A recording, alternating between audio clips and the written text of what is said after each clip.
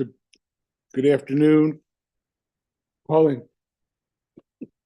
calling the court's motion docket number 239553, Investment Retrievers versus Navy Federal Credit and Bobby Brisby. Yes, Your Honor. Gary Bergman, local counsel. I'm sorry, I can't hear you. Can you speak a little bit louder, please? I can't. Yes, Judge. Gary Bergman, local counsel for Investment Retrievers, Judge. And the long and short of it is, I know the court does not like the form of order that has been submitted. It's submitted as an agreed order, and I know this is a garnishment case. I know this court does not like that form of order being presented for entry. Right. How was Mr. Brisby served? Your Honor, I believe he was given the property notices and the other notices. Those should be. I don't know what that means, counsel. Okay. This was filed on 10/18/2023. Would you answer my question now, please? Yes, Your Honor. It was served on the defendant. I'm looking for a service date. But I didn't ask you for the service date. I asked how Ms. Brisby was served. My apologies. Certified and regular mail, Your Honor. Did she pick up the notice? I don't have anything to that effect, Judge. Okay, well, I'm not going to enter this. I'm not going to. You're taking somebody's property. The least you have to let them know. Yes, Judge. Okay. Get Ms. Brisby notice of what's transpiring. We're going to reset this for the 27th.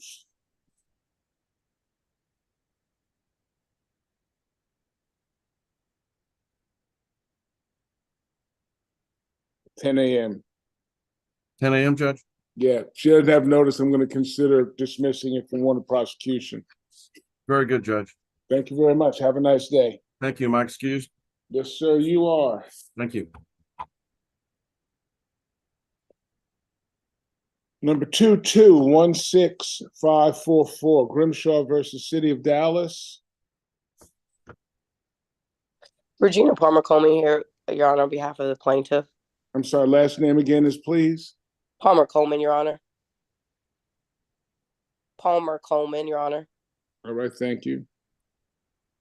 And Devin Alexander for the defendant, City of Dallas.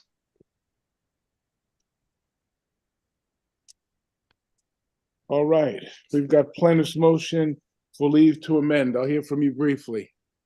Yes, Your Honor. Since filing this motion, parties have been able to agree on this, so I do want to let the court know that this is an unopposed motion. The reason why we are I don't, not that I'm not delighted to hear you. If you've got an agreement, why don't you all just send me an agreed order and I'll go ahead and ink it. Your Honor, Absolutely. yes, Your Honor. We just wanted to make sure with everything with the current trial setting that is on this case, we're currently set for trial November 28th. And so adding this additional party less than 30 days before trial, we wanted to make sure that was permissible with the court before proceeding. Very, very, very prudent of you. Thank you. I mean that in all sincerity.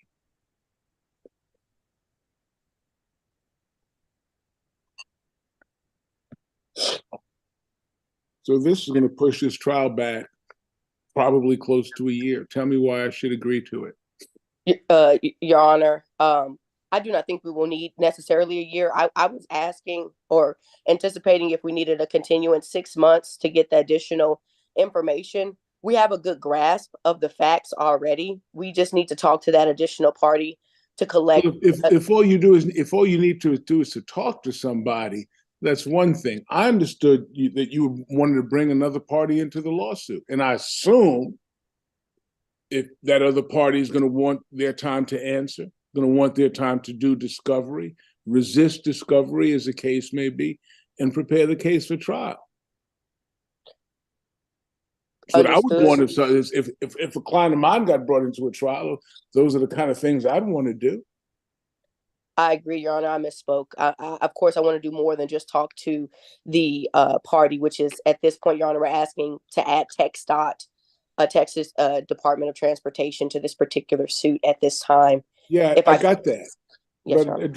address my concern now. We're gonna move this case back a year. Yes, Your Honor. And if I could, just briefly, in addition to the request, Your Honor, this request for continuance is being asked for within a year of the initial filing. This particular matter was filed December 2nd of 2022. So we are within that. Sold. Should have started off with that, Your Honor. My apologies. That's all right. You know, work on your advocacy skills. We got time. I don't mind. It's counsel. It's once again, all sincerity. It sounds to me like you've done everything you needed to do. Thank you, Your Honor. I appreciate it very much. Look forward to y'all trying this case. Send me an agreed order. I want it delivered to the court by noon on Friday. Yes, Your Honor. And we'll do a new uniform scheduling order. I'm sorry, Your Honor. I guess I got a little confused. What do you need for Friday then? My apologies. No. All I need from y'all is an agreed order granting leave to add the party. We'll take Understood, care Your of Honor. this. I will get that done today. Thank you much. Have a nice day. You're both excused. Thank you, Your Honor. Thank you, Judge. Number 2215580 Pritchard versus Wright Interiors. David Goodman here representing Ms. Pritchard, Your Honor. Good morning. Good morning. I've got your affidavit. I see nobody here to oppose it. I'm looking for, and I've got a form of final judgment. Yes, Your Honor.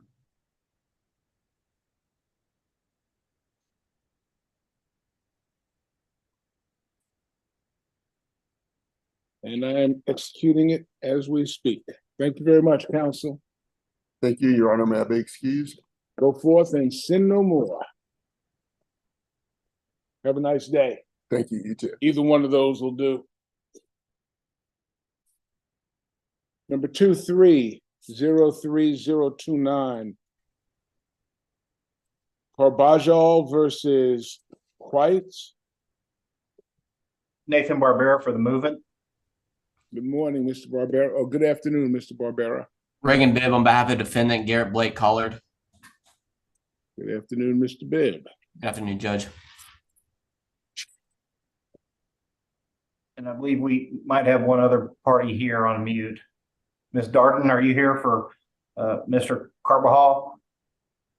I am. I apologize. My system went out. Will you identify yourself for the record, please, ma'am?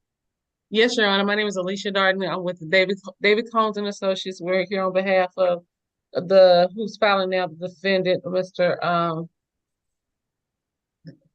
I'm sorry, Mr. Carbajal, Ramon Carbajal. Okay, I understand that counsel for defendant Collard is not opposed to the motion, but your counsel for Mr. White. Counsel for Mr. White advised me this morning that they do not oppose the motion. Therefore, there is no opposition to the motion whatsoever. There being no objection to the motion is granted. Appreciate it, Judge. The order Thank you was very submitted. much. Your excuse. Have a pleasant day. Thank Thank you. you, Your Honor. Number 230203296 Wells Fargo versus Furness. Motion for summary judgment. There's no opposition. Motion is granted.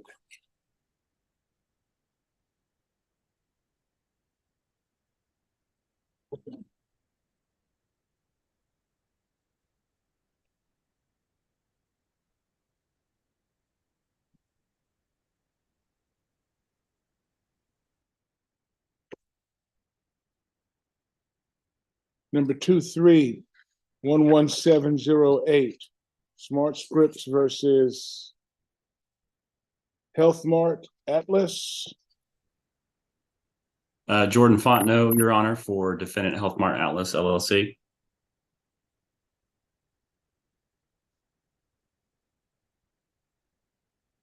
Guess it's just you, counsel. I'll hear from you briefly. Yes, Your Honor. This is our motion for a permanent sealing order as to Exhibit A of plaintiff's petition, which was a copy of the confidential agreement between plaintiff and my client, Health Mart Atlas, or HMA. HMA is a pharmacy services administrative organization, and one of the things it does for pharmacies like plaintiff is enter into contracts with payors to negotiate different terms. And because of that, and as we kind of clarified in our supporting declaration to the motion, the terms of the contract are confidential, and HMA derives an economic value and it has an interest, proprietary interest in keeping those terms confidential. And so our I'm just curious why, if that being the case, why would they be appended to a public document? I'm sorry, I went out for a second, Your Honor. Would you mind repeating the question? Welcome back. Sorry. All right. If they are confidential, tell me the thought process that led to appending them to a document that is a part of the public record. Yes, Your Honor. That was plaintiff did that without our written consent. Okay. And so we notified them about that, and then we kind of removed, and then kind of came to this conclusion, or came to where we are today. The clerk's office advises us that they cannot seal a portion of a record, so that your order would have to seal the entire document. You got a problem with that? I do not. Okay, I need an order to that effect. If you'll have one directed to the court by the end of the day today, I'd be grateful. Your motion will be granted. Okay, thank you, Your Honor. Thank you very much. I'm sorry? And I apologize, but we'll make sure that there's that is permissible with the other side too, just to make sure if that's not, call Ms. Rivera and I'll get everybody on the phone and we'll figure out what's what. All right, thank you, Your Honor. Thank you, counsel. Number 10742, A Better Place versus FB Developers.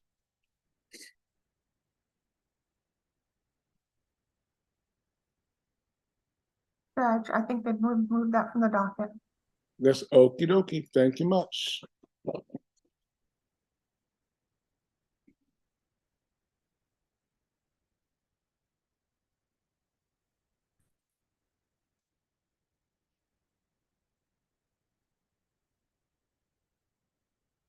Two 17307, Capital Markets versus Amino Bank Corp. Your Honor, J. Paul Manning on behalf of Animo Bank Corp. Good afternoon, Mr. Manning. Good afternoon to you.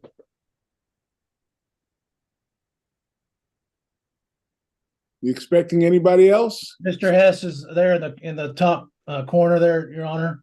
Mr. Who? Mr. Hess.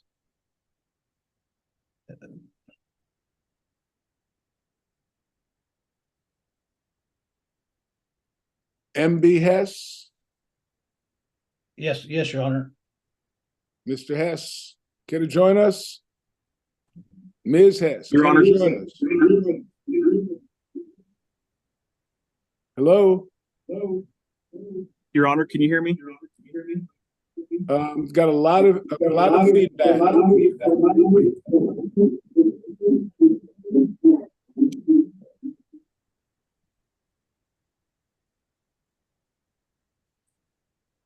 Your Honor, can you hear me now, sir? Yes, sir, I do. I apologize, Your Honor. That's the first and last time I tried to use a conference room in my office. I apologize. It's okay. Identify yourself for the record, please. Michael Hess, Your Honor, on behalf of the Capital Markets Company. Thank you very much. Good to see you. All right. We have a motion for new trial. Your Honor, if I can address that, I think it's... I wasn't through. Sorry, Your Honor. All right. We got plenty of time. At least I do. I don't know about you. Then again, who knows how much time we've got a post-judgment motion to compel discovery.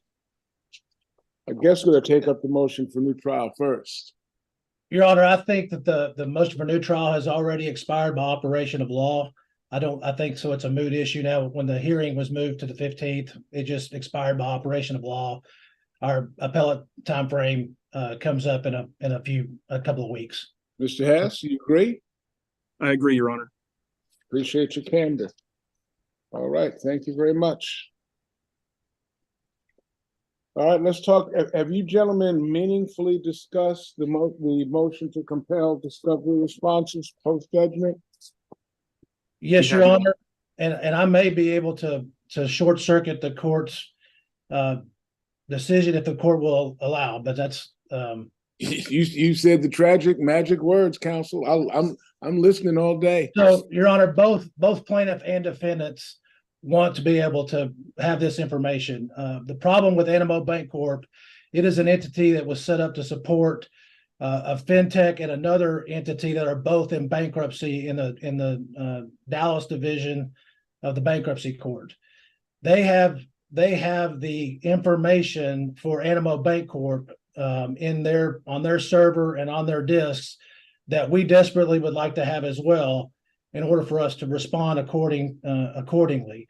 Mr. Hess and I have gotten along famously. We just have a disagreement. I want the records as bad as he does. I want to be able to answer the discovery completely. He's entitled to that information. I just don't have it. And so as an officer of the court, what I would like to do is get an order from this court that I can take to the bankruptcy court requesting that they provide us that information or access to it. I don't want to offend the bankruptcy court and presume to tell them what they can and cannot do. I agree, Judge. But I do think it's helpful that the state court is requesting this information or ordered this information, and then I can go to them and have a little bit more reason than I just want the information.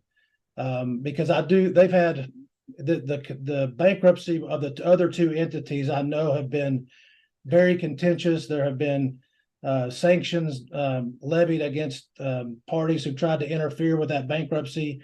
And so we don't want to do anything to upset this court, and we don't want to do anything to upset that court. And so my thought is if we had an order compelling the discovery post-judgment, then that would assist me at least in making a better representation to the bankruptcy court to get access to that information. Can you live with that, Mr. Hess? Your Honor, I can live with that. Generally speaking, just so you know, Your Honor, I have been in touch with the bankruptcy court trustees council, excuse me.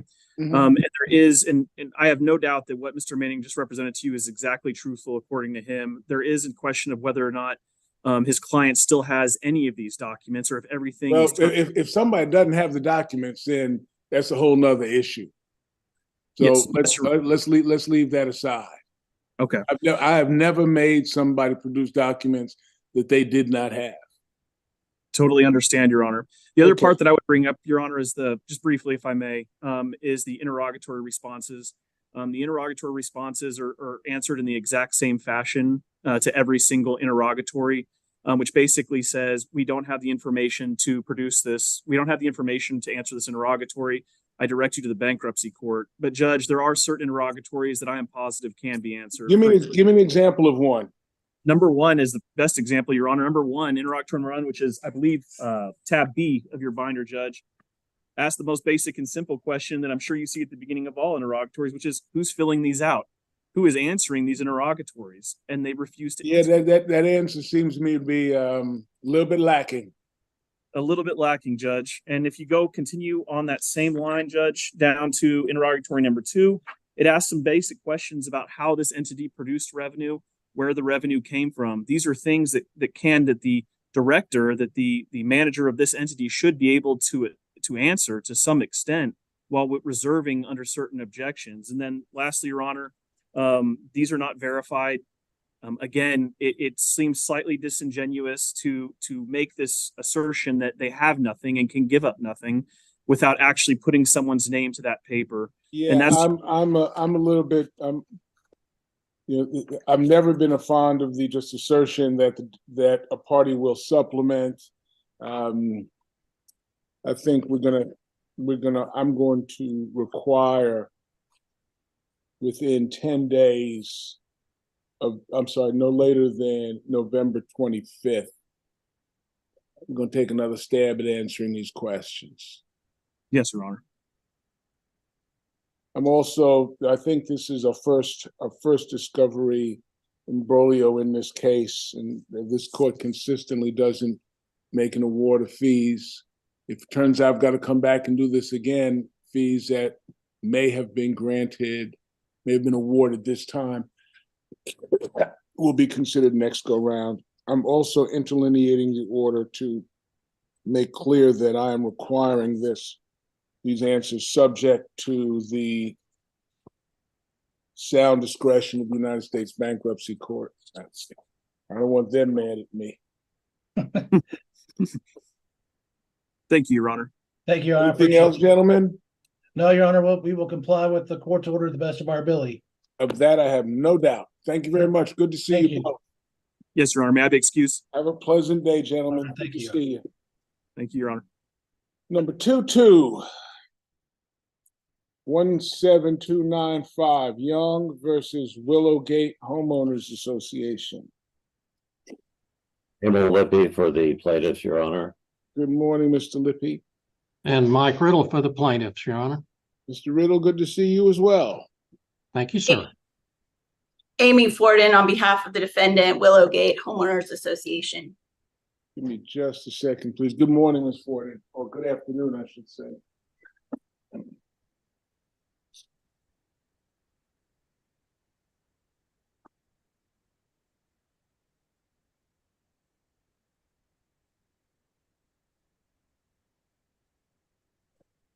All right, we've got plaintiff's motion for summary judgment. I'll hear from you briefly. Thank you, Your Honor. This is a lawsuit involving a planned development. There was a plat filed to create the development, Willowgate, and my clients have purchased one of the lots, a corner lot leading into the development. And they were in the process of doing some improvements to their landscaping and ran into a dispute with the homeowners association, claiming that there was a common area, dedicated common ground at the corner of their lot. That has been identified in the pleadings that are before the court for the motion for summary judgment. It is a crude, almost cartoon-like drawing, a sketch of an area that would include part of, but don't ask me how much of, my client's property, extending out into the street, which is interesting because that goes beyond the area of the planned development. So the test quite simply is this a valid dedication of common ground? The Texas Supreme Court has been very clear at the rules to determine the sufficiency of any kind of conveyance or dedication or granting of an easement. There has to be something in writing that satisfies the statute of frauds.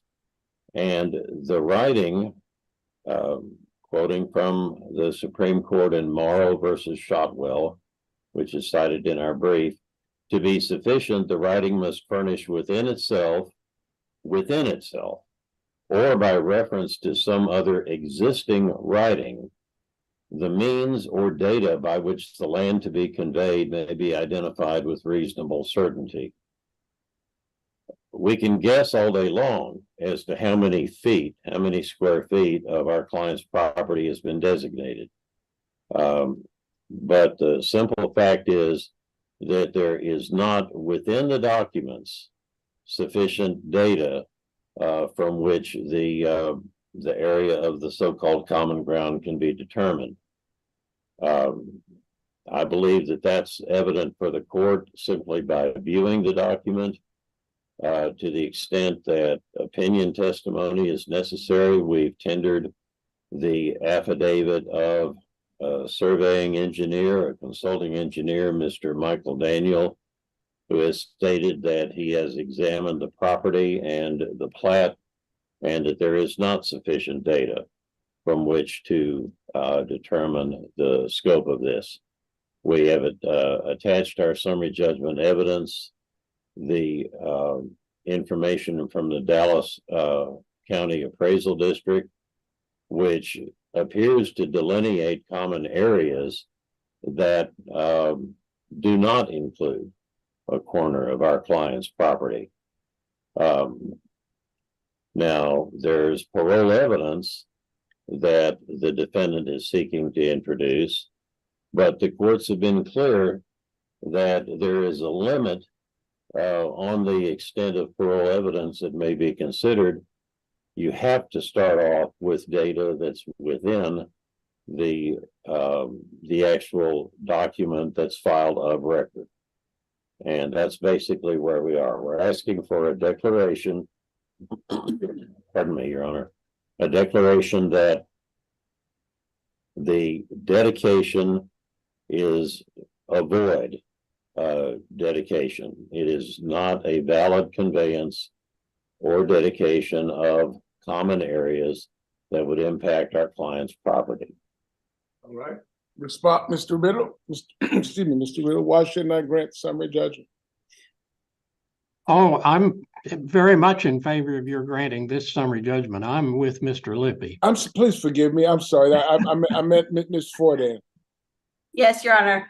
And we also filed a counter motion for summary judgment that's also set for hearing at this time. But the response is the same in support of our motion as well. The reason that the dedication, the document that we are citing to as establishing common ground is sufficient is because all of the case law and the statute of frauds says that a meets and bounds description is not required, and mathematical certainty is not required to meet the statute of frauds reasonable certainty test. The cases say the description need not be mathematically certain, but only reasonably certain, so as to I got a good handle on the state of the law. Yes, Your Honor. So let me ask this. It seems to me, well, I'll let you go ahead and finish. Well, what I was going to finish with is that any person who is familiar with this locality knows that there is an area in this corner that has been dedicated to landscaping as an entry feature to enter into the community. This is a community of townhomes that are all attached to each other. And there is a wall, there are a couple of walls right here at the entrance of the community. And everything in front of those walls is common ground that's been landscaped by the association for the last 50 years. And it's in front of the walls. So if you were to go to the property and you were to look at it, you would see there are improvements on the land that are existing today that match the shape of the common ground designation on the declarations. And those walls were built by the developer at the same time that the buildings and the houses were built. And so our position is that the requirement of the law is that you have a general shape, general area, size of the conveyance. And we have all of those things. We meet all of those requirements. We do not have the mathematical certainty of a meets and bounds measurement, but that's not required. You can take the survey that the Youngs obtained. Y'all hang on for me just a second. I'll be just a couple minutes. Okay. I'm sorry, counsel. Go ahead. You can take the survey that was created for the Youngs when they purchased their property, and you can see the outline of existing improvements that are actually on the lot right now. There are walls that separate out the common area from the lot. And so that because those walls exist, the argument that it has to be completely within and you can't use parole evidence to demarc, I mean, that's incorrect. Even by their own evidence. We've objected to the surveyor's opinion, but if the court were to overrule our objection, we objected on relevancy grounds, but if the court were to overrule and consider their own expert's opinion, their expert actually says in his opinion that surveyors use physical features on property to determine where the meets and bounds start and where the boundaries are. And so if you can use a boundary marker that's stamped into the ground, you can also use a wall that is existing on the property, and those walls understand. exist. Thank you, counsel. Last word is yours, Mr. Lippy. Thank you, Your Honor. With all due respect, the technical term for what opposing counsel has just told the court is that she is referring to parole evidence. Evidence that goes beyond the writing, evidence of what may or may not be seen. And the Supreme Court's been very clear. Certainty of the contract may be aided by parole only with certain exceptions, and the essential elements may never be supplied by parole. Understood. The survey she's referring to reflects a frame house. It reflects all sorts of other things. But again, the actual dedication has to have within its four corners a sufficient description so that you can then, with reasonable certainty, determine what is dedicated. All right. I will have an order for you all before the end of the day. Thank you all very much. Thank you, Your Honor. Have a pleasant day. Ms. Rivera